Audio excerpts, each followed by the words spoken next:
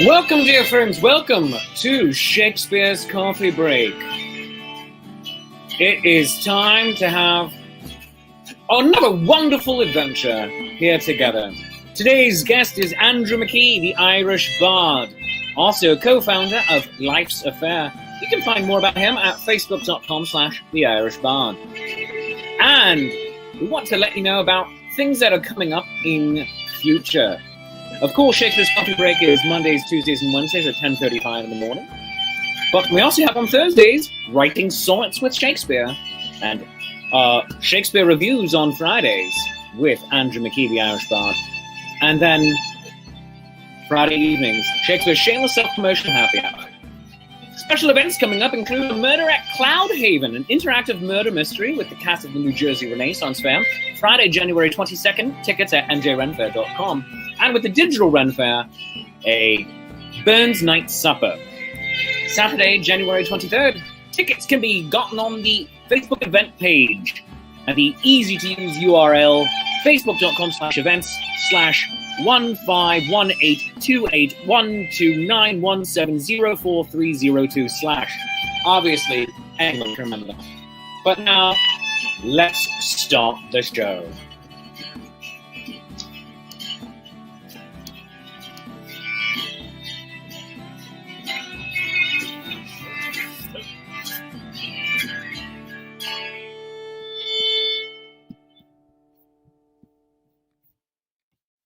Hello, friends. Welcome back to Shakespeare's Coffee Break. I'm your friendly neighborhood Shakespeare. And you know it's me because my name tag says so right now. But welcome to the show. I apologize for any internet lagginess that we're having today. Frontier Communications advised me that crap internet is the best I can hope for. So thank you, Frontier Communications. This episode brought to you by Frontier Communications. They put the crap in internet.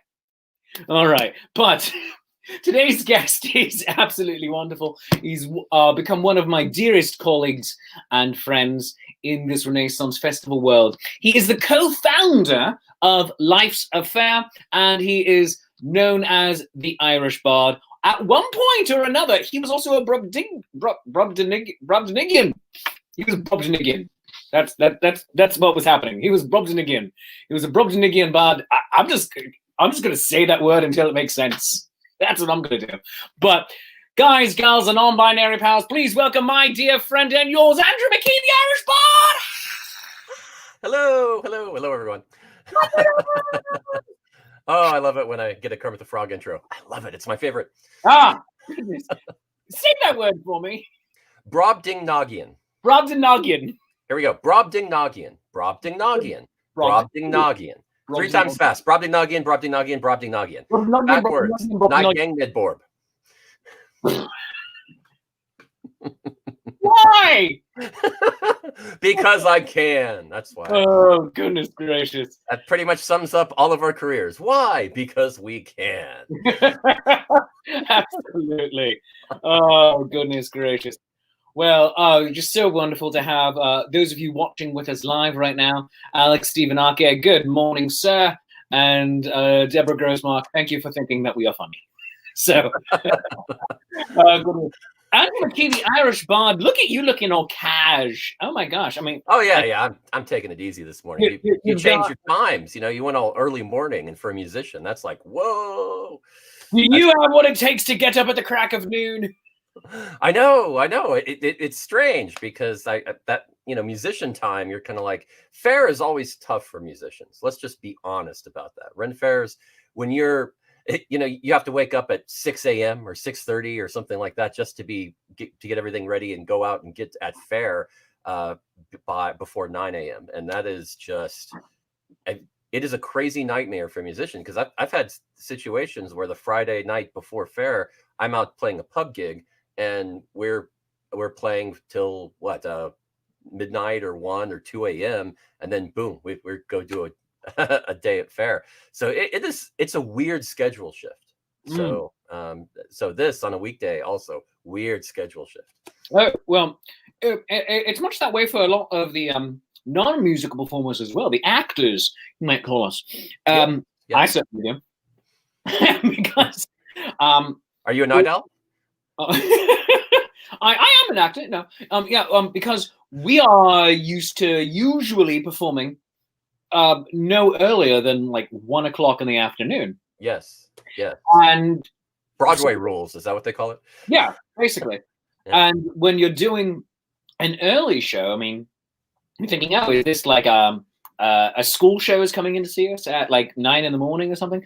But oh my God, it is ridiculous at points when you have to get up so very early. One of the worst for me was back in the early days of my being Shakespeare at the Pennsylvania Renaissance Fair, where we were doing a camp day. And the camp day, the kids were in the fair before 8 o'clock in the morning. That's just cruel and unusual punishment there. And it was kind of like a dress rehearsal day for the cast. And like we opened, I think, the next week to the general public. But oh my God, I mean, doing fight calls in the dark.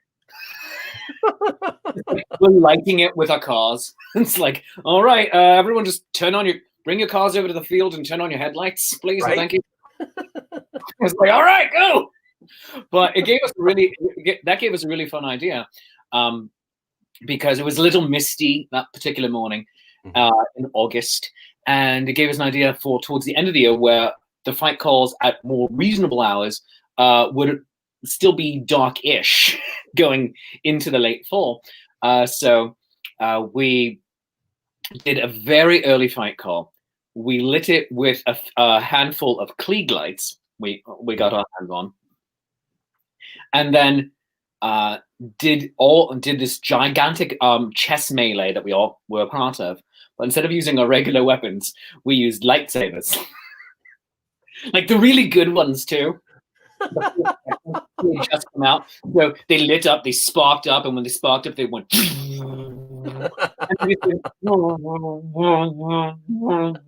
And then also you clash them against each other. Oh my God! And you can't swing them like full force. You can't even swing them at like at standard stage combat 3/4 speed. You have to go about half speed, but especially in the mist with the lights on, in like the sun's just starting to come up. It looks so cool. I'm like, let's do this. Get some fire dancers in the background, and we should have Paulo Garbanzo with the juggling flashing pins. What we did have is we had the musicians who would play during the fights and the jazz. Nice. We had them; they were all in on it. So we had the one guy with the trumpet going, and then we had the other guy switch out from his trumpet to the oboe, to the sad oboe, so he could have the whole da na na na na na na na na. It was amazing, and you had drummers, and we had extra musicians all joining in. So a couple of members of the various independent bands were all playing, and I was like, "This is ridiculous," and it felt very. So we did it like that 3 times. We did it once that we recorded in the mist and everything looked really cool, and it was neat because I got to stop the fight, and it was me and my fight partner fencing, and I'm fencing with my purple lightsaber because Mace Windu's awesome. And he decided he wanted to go with the red one. I said, "You're a Sith." He goes, "No, I just like the color red." That was his entire reason for wanting a red one. Wow, that would have been an interesting conversation with a Padawan and Jedi Master. You want a red one? I'd like the color. I just like the color. Master, okay. No, that's the color of the Sith. It's really nice. No, bad Padawan. No. Yes, I'm a bad Padawan. I apparently get a red lightsaber. No, you're twisting my words. So we do it. But then the final Saturday of the fair, we changed the fight choreography to match that misty shot with the lightsabers. Okay. We had all the musicians there. Some people were in the know, other people weren't. So the artistic director was in the know, the producer was not. And so it happened that our fight started, but then everybody else would come on and just start joining in instead of here's the big chess match. And like, so we did some of the moves of the chess match and then let's have the fight, boom, boom, boom. But then it was great because we had each of us learned just enough other choreography to fight other fighters who, as they would enter the ring. And so we're all just going around and coming back to our partner, and everything with other people was like very basic stuff, like bah, bah, bah, bah. And then with your partner, oh, you're going all over the place, and it was amazing. We did that with the regular weapons on the Saturday. So I have my fencing foil, he has his. Some people have quarter staves, staves, and knives. And then on the final Sunday, we're like, oh, let's just do it. And we brought out the lightsabers, and the crowd went insane. They're like, and and most of them had like cloaks or Jedi robes. And so I came out, he's like, we should fight in Jedi robes. I'm like, I have never fought in this. So I'll wear a cloak, spark it up, and then just toss it off. Yeah, and they're like, better. Okay, yeah, let's do that. It was so, and some people were able to fight in like the robes and stuff, but yeah, weird things. We work at Renaissance fairs, people, and that means we live a weird life. We do. Yeah, you've got to be able to you got to be able to take those requests. You know, people saying, "Hey, do this," and you're kind of like, "Okay, why not?" And you go with it a lot of the time. So sometimes a joke lasts 5 seconds, sometimes it lasts 30, sometimes it lasts an entire fight scene, and that's how it works at Faire. So, what have you been up to since the holiday season? The last time I saw you, what was New Year's Eve, technically. Yeah. I saw you. And before that, everyone saw us together with Shakespeare reviews with our holiday special. That was a weird episode. Oh no, that was pretty normal for us, I think. It may be one of them. That was special. Yeah, that was all over the place. Yeah, we did multiple movies in that, so that was definitely different. Oh, it was grand. But what have you been up to? Like, how was your whole holiday break? It was great, honestly. I didn't travel. I mean, I didn't want to do any become a super spreader or anything, so I didn't see family or anything like that. I was very cautious and just stayed at home. And after all the stuff I did last year on my own and with Life's a Faire, I kind of felt I deserved a vacation. So I went ahead and took one. I really relaxed for a while and totally vegged out, and it was everything I dreamed of and more.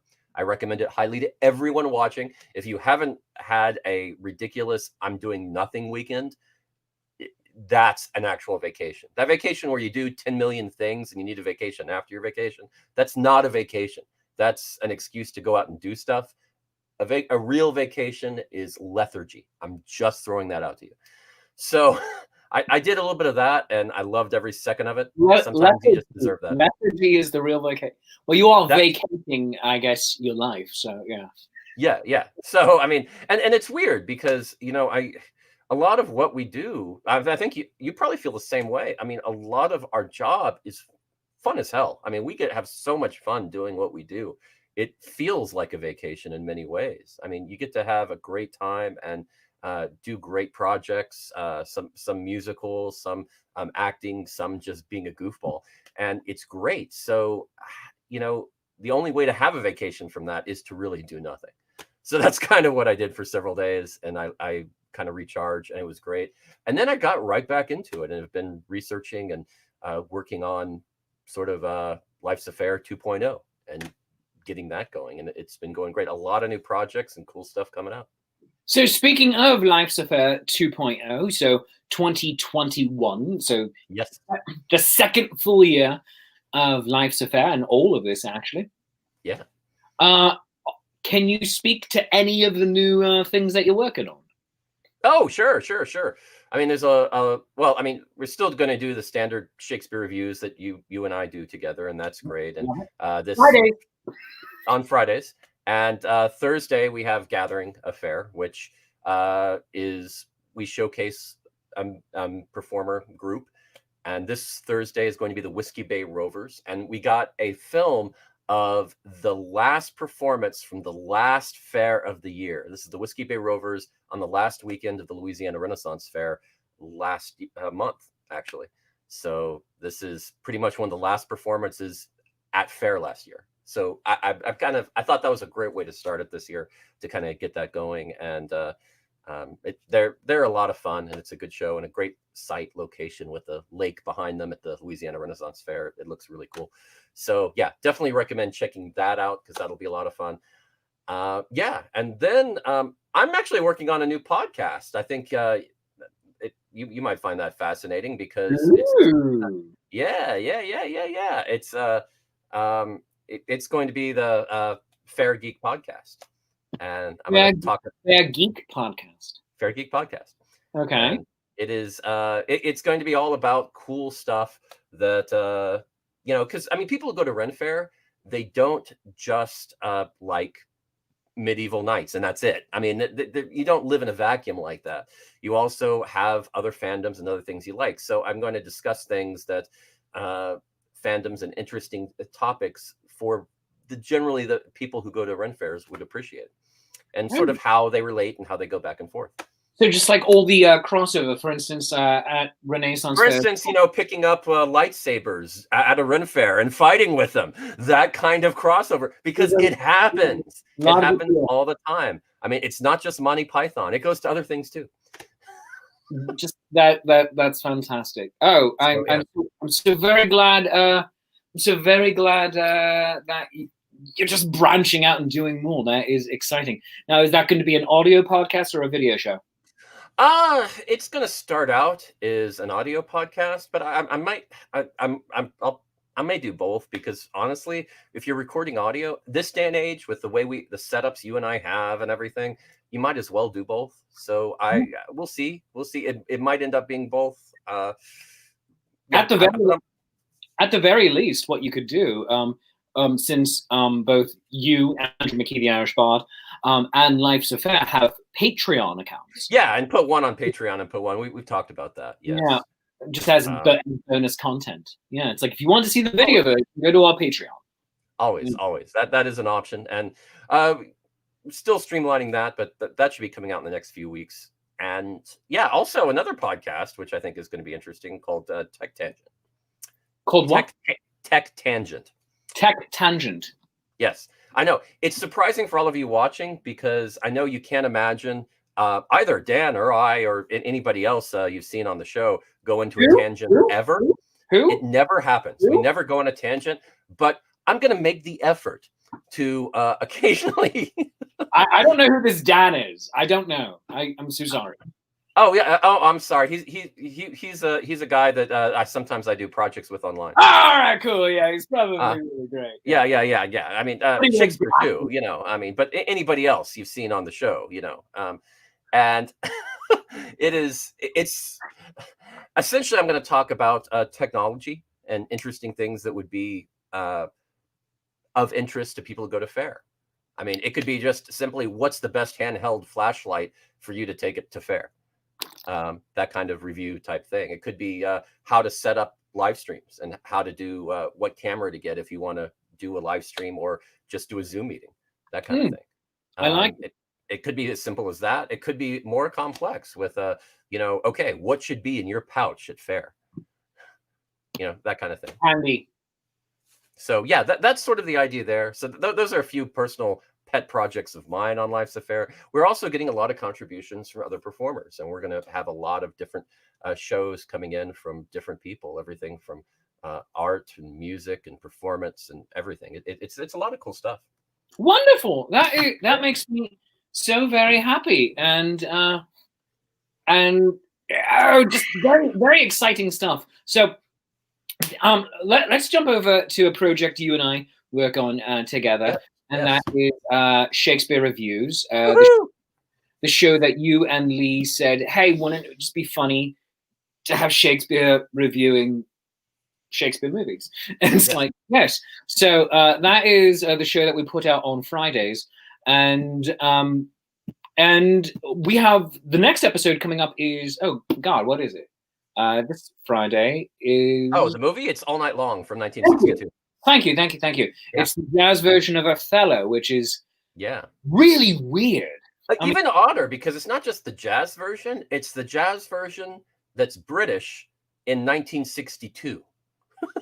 So it's imagining jazz musicians in the early 60s dealing with interracial issues and music and greed and power hungry and obsession and all of this kind of stuff in England in the early 60s. I mean, it is, if you just described that to me, like I just described this right now, I would have been like, I don't know. But it works surprisingly well. I was really surprised by it. But also, I feel like that is a picture that could not have been made in America at the same time. Like, even if studio heads would have given the green light for it, because like there would have been the writers and performers in America who would have loved to have done. The closest they got to that was in '68, 6 years later, with Guess Who's Coming to Dinner? With And Spencer then Tracy, Katharine Hepburn, and Sidney Poitier, and that was a comedy. That's how they got it under the radar, because it was a pure comedy with but with a lot of serious undertones. But it was a comedy, a situation comedy, and it worked, and that's how they sold it. And that's the way it's always actually been treated, or usually have been treated in America, with the social mores shifting programming. I mean, just for instance, All in the Family. It's a comedy about a racist. Yes. And the comedy is played in just how bigoted he is, how wrong he is, and then how he is slowly able to shift over time and become a better person and become maybe who he is in his core. Because by the end of the series, he is friends directly with Jefferson. I mean, and it was done so well, they got the spinoff, The Jeffersons, that was once again a comedy, and so more, Robin came away with it. And so many others. Oh yeah, Different Strokes and all of these others that dealt with a race issue and as comedies. And you're totally right. And you didn't see the dramas at that time. And but in 1962 in England, what do you get? You get a drama, and it works. And honestly, the race issue is just there. They don't really hit it head on. It's just it's not as big of a deal in England at that time. It's quite fascinating culturally, and kind of doesn't reflect well on America in that respect. But you know, I'll hazard a guess, just in terms of how we approach both Britain and America, our social movement movies and television programs, and whether they're dramas or comedies.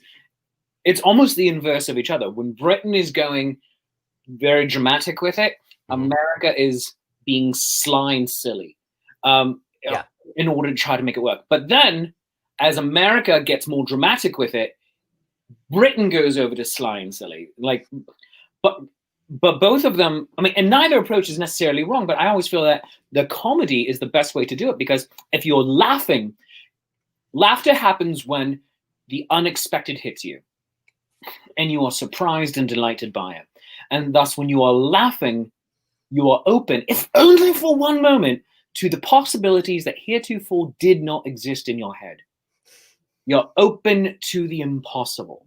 And thus, I think comedy is, if not a safer way of reaching people, it's a more unifying way of reaching people, because possibly more effective. Yeah. I see what you mean. Yeah. And you have to tread that ground so very carefully too, because you want to hit people over the face with your message. And they're going to say, no, why are you preaching at me? No, go away, stay in your lane. But it's always been that way, up to and including the original version of Othello. Well, you know, there's something I've been wanting to ask you. I hate to turn this into a mini Shakespeare Reviews episode, but let's do it. But that's fine. You know, that's what we do sometimes. You know, one thing I've noticed is that when it comes to England, their comedies don't translate well to the US.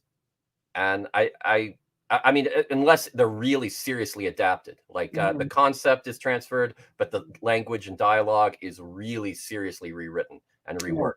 I mean, I think of a lot of TV shows that get imported into the US, and they try to, oh, this is a success in England, let's make it in the US. And most of the time, it does not work unless they totally revamp it from scratch and just take the concept.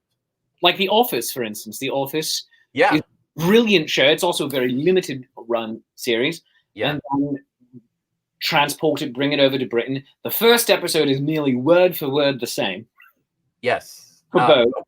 Sort of. I mean, some differences, but then they still made some subtle differences. And interestingly enough, to the American audience, I think the differences they made in the first episode are the stuff that Americans really liked the most. Yeah. Yeah. I mean, and it's just, to an extent, it just comes down to cultural mores and whatever the lingua franca is of the moment of the era, because Americans now love Monty Python. Yes, but if you tried to get an American actors to do the whole Monty Python thing with American accents, we wouldn't believe it. We wouldn't buy it. We wouldn't laugh. It would be stupid because Americans don't talk that way. We don't the language, the dialogue. It's just not. That's not the way we approach it, and it would come across as not just farce. It would come across as so unbelievable, it makes no sense. If Monty Python were to exist right now, and meaning like as in if they were to come up from the earth fully formed now, that in America at least, it wouldn't be a TV show. It would be a YouTube sketch. Oh, probably. Yeah. And you're totally right. And each of the clips, it wouldn't be hour episodes. It would be just a 5-minute sketch. Here you go. Like Saturday Night Live, if it hadn't already existed for nearly 50 years, would not exist. No, they wouldn't like it. I mean, it would be, if Saturday Night Live were to start again, just like Monty Python, it would be a series of YouTube sketches that might occasionally get collated together. Here's a half an hour, watch it all at once, and then move on with your life. I think that is how that would work. And I'm really curious what's going to happen when Lorne Michaels either retires or dies, and what's going to happen to Saturday Night Live, because he has been the guy who's kept that show together, and I'm really going to be curious. I worry for that show, honestly. Well, people have been worried about it on and off for the better part of my entire life. This is the best season ever. It almost folded until he came back, because he was gone for a few seasons, and and he came back, and it's really.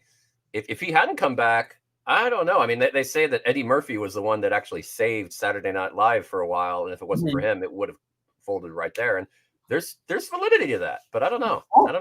Also, in the Lorne-less period, that's when you had some, especially for the time, some of the most groundbreaking stuff that they were really trying to do. When you had Billy Crystal and you had Robert Downey Jr., I have to remind everyone, he was on SNL. Yeah. I mean, when you had these amazing comic performers who already had other careers, it was one of the only times they brought in a cast of ringers, and not just as guest host or a special guest star for a sketch, but as the entire season. You had Christopher Guest. You had all of these heavy hitters that were just really swinging for the fences and trying some neat experimental stuff that, had Lorne been in charge at that time, would not have happened. He kind of shies away from a lot of the experimental bits, at least until, or often you'll find the experimental stuff, at least over the last 20 some years, in the final half hour of the show.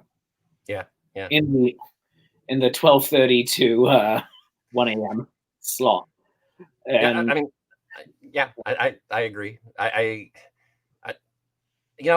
think I see somebody in the comments mentioned Are You Being Served? I think that's another good example of a show that wouldn't translate well. I think like, what is it, Coupling, a really fantastic, hilarious show, kind of the British version of Friends, but not. If any of you watching haven't seen it, I recommend it. Well, they tried to make it in America for a season, and it didn't make it. I'm sorry. So Friends So Friends was based. Okay, so you have EastEnders. Yes. Like, let's go back and forth and just steal. Yeah, and it is. Friends is based off of EastEnders. The British coupling is based off of Friends. Yeah. The American coupling was based off of the British coupling and fails. But the British version also was written by Moffat, so you get that Doctor Who tie-in. Gillian says coupling is fantastic. Thank you. The original one, yeah. The original. No, actually, I will say this: the American version, which good luck finding. I do happen to have a copy because I was just insanely curious. Where do you get everything? Are you just like on BitTorrent sites all the time? No, I would never do that. That's wrong. But I'm perfectly willing to buy it if it's available, but it's often not. And I will search for things that are not available because that's wrong. I just, I would be, I have a dream of just something like Netflix that has everything, that has every show and every movie. And I would pay whatever they asked if that was available. Okay. But it's not. And it's so fragmented, and there's stuff that you can't get because of licensing problems, or they just don't want to spend the money or whatever. And it's an issue. So sometimes, I'll hunt it down and find it. But there was this golden age of Netflix, and I don't mean with their original content, which oftentimes, oh my God, holy cow. Yeah. There was this golden age of Netflix about 10 years ago at this point. Yeah. Where they had nearly everything purely because everyone else's streaming services either nobody had it, were crap, or B, it didn't exist. And so, like, well, we want someone to stream it. Here, Netflix, take it. Yeah, you remember when Blockbuster tried a streaming service? No, I don't either. Because it lasted 10 seconds. Blockbuster did it too late. If Blockbuster had done it at the same time that Netflix was starting it, Blockbuster would still exist. Probably. Yeah, because they were the big player. Amazon Prime, not saying Amazon Prime wouldn't exist, but Blockbuster would be the main competition to Netflix. And then they would probably merge, buy out each other's libraries, and then you'd have even better amazing stuff. But that's a topic for another day, because Andrew McKee, the Irish Bard, co-founder of Life's a Faire, has been our guest today. Andrew, thank you so very much for being on the show today. Thank you, my friend. My pleasure. And you can catch more of Andrew, of course, this Thursday with the Gathering of Faire, where they are going to be featuring the Whiskey Bay Rovers. And Andrew, what time is that show going to be? That will start at 8 Eastern, 7 Central. 8 Eastern, 7 Central, over on both Facebook and YouTube. Ooh. Yes. So check him out on facebook.com/lifesaffair, and also his own page, facebook.com/The Irish Bard. And you can support him on Patreon at The Irish Bard or Patreon at Life's a Faire. But Andrew, my friend, thank you so very much for being on the show today. Friends, that's about it for Shakespeare's Coffee Break this morning here in our new time slot, which is actually a coffee break time for most of the Western world. And by most of the Western world, I mean the East Coast. Because why not sit around me? That's just how I am. But friends, if you enjoy the show half as much as I enjoy making it, I obviously enjoy it twice as much as you do. And I don't know why I put up that one banner there, because I'm an engineer. But I enjoy it twice as much as you do, and that's called maths. And that being the case, whatever you feel the show is worth, a 1, a 5, a 10. For a 50, I will do a mama's dance in your front lawn, so long as you're within 20 minutes of my house. Throw it into my hat. And by hat, I mean buy me a cup of coffee. Go to coffee.com/Shakespeare, ko-fi.com/Shakespeare, and buy me a cuppa. And you can also support me on Patreon by going to patreon.com/Shakespeare. That's patreon.com/Shakespeare. Tiers start at $3 and go all the way up to $30. And all the tiers right now get the exact same rewards, because money is tight for so many people, and I want everyone to be able to enjoy the inanity and the silly. Also, while you're at it, please go follow me on all the things if you don't already. You can follow me, follow the actual show itself, Shakespeare's Coffee Break, at facebook.com/Shakespeare's Coffee Break, and follow me at facebook.com/Shakespeare Approves. On Twitter, I'm at Shakes Approves. Instagram, Shakespeare.approves. I have a TikTok, but I don't use it. And you can also go like and subscribe to my YouTube page, youtube.com/ Shakespeare approves. That being the case, I think that's about all we have going on. Upcoming events for this week include, of course, Shakespeare's Coffee Break again tomorrow. We're going to have Contessa Catalina from Chaste Treasure. Writing Sonnets with Shakespeare is going to be on Thursday, where you, the audience, and me, your Shakespeare, will write a sonnet together. Shakespeare Reviews with Andrew on Friday. The episodes drop around 9 in the morning Eastern Time on Life's Affair, and then we're going to have a watch party later in the day. Shakespeare Shameless Self-Promotion Happy Hour is on Friday at 5:35 p.m. Eastern Time, 4:35 Central. And A Murder at Cloudhaven, an interactive murder mystery with the New Jersey Renaissance Fair, is next Friday, January 22nd. You can get your tickets at njrenfair.com. And the following day, Saturday, January 23rd, is the Digital Ren Fair's Burns Night Supper. I'll be joined by Lady Prudence, the court composer. I'll be joined by the Langers Ball and Haggis Rampant as we celebrate the greatest poet Scotland ever produced. And who better to do it than, you know, an Englishman? Because that makes a lot of sense. So that's going to be a lot of fun. You can get your tickets at that Facebook event page in the link right there.